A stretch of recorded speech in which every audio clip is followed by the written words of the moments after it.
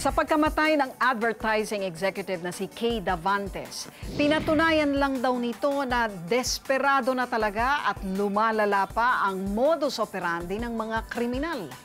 Bakit nga ba nagiging mas mapangahas na ang mga kawatan? At ano ba ang maaari nating gawin para makaiwas tayo sa mga ganitong krimen? Halos 5 taon na ang nakalipas pero sariwa pa rin sa alaala ni Edith ang insidenteng nagpabago sa kanyang buhay.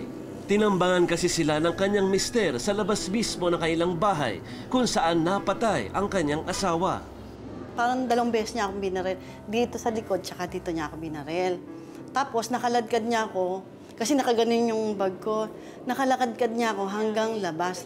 Nakita ko yung asawa ko na nakahiga na. Maswerte namang nabuhay si Edith pero natangay raw ang bag niya na may lamang pera. Pagkakuha nila, pagkaagaw nila ng pera, tumakbo na sila, paalis na sila. Mabilis ang takbo nila, papunta sila doon. Tapos yung sasakyan nila nasa kabila. Ang nangyari kay Edith, tila isang kahawig na modus na kumitil sa buhay ng advertising executive na si Cristel Kay Davantes. Kagaya ni Edith, pauwi na rin si Kay nang sapitin nito ang malagim na trahedya. Ika-7 ng Setyembre na may ulat na nawawala ang dalaga matapos gumimik kasama ang ilang kaibigan sa Bonifacio Global City sa Taguig. At habang pinaghahanap ito ay natagpuan na pala ang bangkay nito sa ilalim ng tulay sa Silang Cavite. Nagtamo si Kay ng 5 saksak sa leeg at likod at sinakalpasan ng nylon cord. Labis sa hinagpis naman ang naramdaman ng mga magulang ni Kay na biglang napauwi dahil sa masamang balita. Napakasakit. Parang hindi ko alam hanggang ngayon hindi pa talaga ako makaano kasi nung unang binalitang nawawala pa rin siya. Parang talagang may kumalabog na sa dibdib ko. Nasa bother ma-feel mo yun eh. I really feel din nawala na siya kasi sabi mo, kulang na kami. That's most of the time I cry and kasi alam ko wala na sa susunod sa ngayon nakikita namin ganyan. Hindi sila makapaniwala sa malagim na sinapit ng anak. Bakit nila ginanon yung anak ko?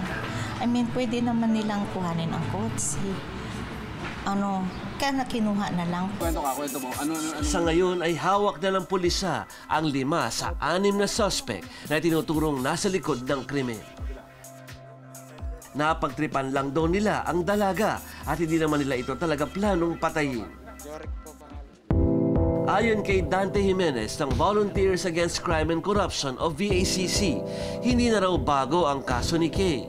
Hindi na kami nagtataka masyado sa mga klase ng mga krimen, lalo na heinous crime, sa ating kapaligiran, sa ating mga bahay, sa ating mga kalye, sa lahat na sulok ng ating bansa. Dahil wala na pong, wala nang kinatatakutan ang ating mga, lalo na mga kriminal, lalo na mga sindikato. If they want to kill you, they will kill you.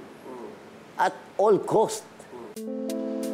Dagdag pa ni Jimenez, ang kaluwagan ng batas ang dahilan ng patuloy na paglaganap ng krimen sa bansa. Hina-hina ng mga batas natin. Yung penalty natin, yung death penalty na supposed to be, ito ang makakatigil sa mga, lalo na yung mga recidivists. Tinanggal ng Kongreso. Yung mga mabibigat pa mga kapurusahan, yung supposed to be dapat ang mga kabataan ngayon, hindi na i-spoiled. Ngayon, nakita mo, na-i-spoiled masyado.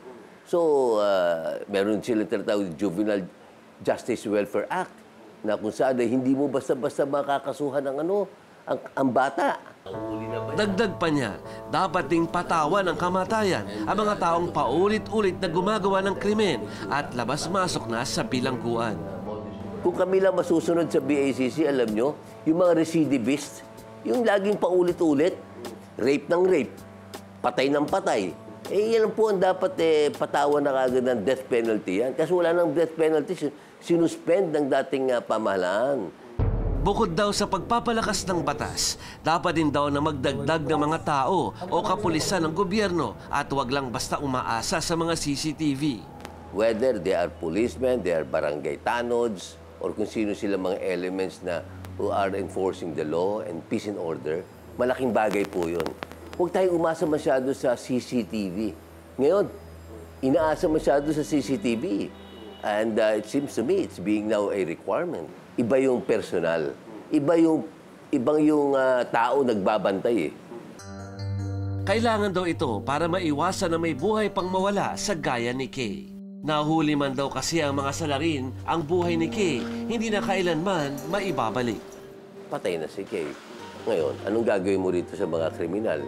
Bubuhayin mo, papakainin ng Estado. So, it's really sickening na for the state to have these people be fed by the state, kagastusan ng taxpayer. Di ba? Eh kung ang ginawa nila ay heinous masyado, grabe talaga, isn't it na unfair naman sa atin yan? Gate niya na napapanahon na para pairalin ng presidente ang kamay na bakal para magapi ang mga kriminal na walang awang pumapatay.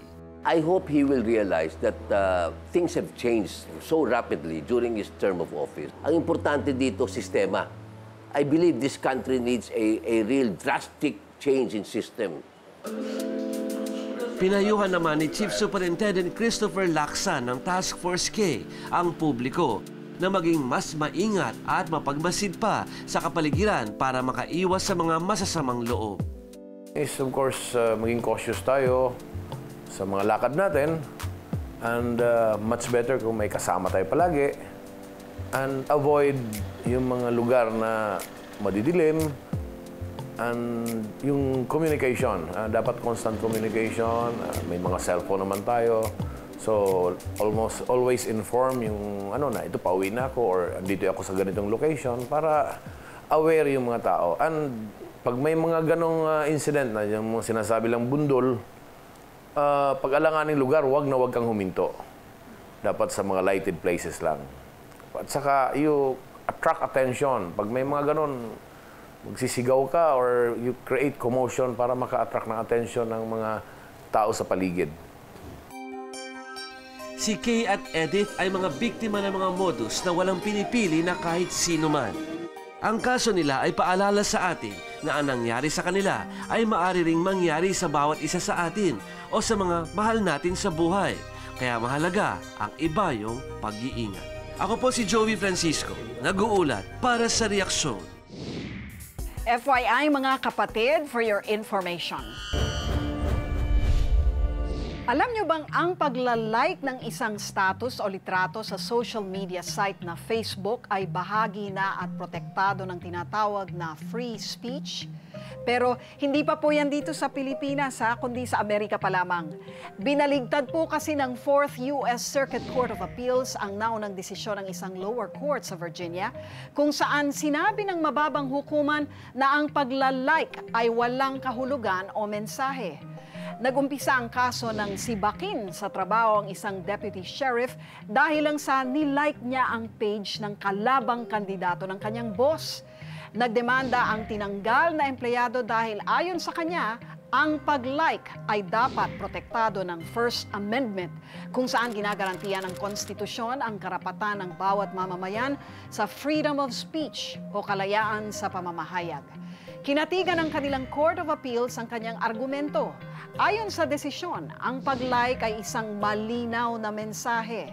Bagamat nag-click ka lang ng like button, ito pa rin ay isang kumpletong salita at symbolic expression na nangangailangan ng proteksyon ng konstitusyon.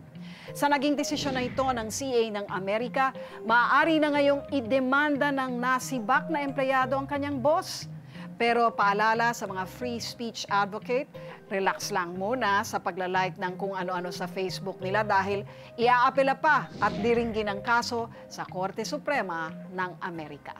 Kung walang magsasabi, walang mangyayari. Ang opinyon mo, pinakikinggan, pinag-uusapan dahil ang bawat balita may katumbas na reaksyon. Ako po si Lucy Cruz Valdez. Magandang gabi po sa inyong lahat.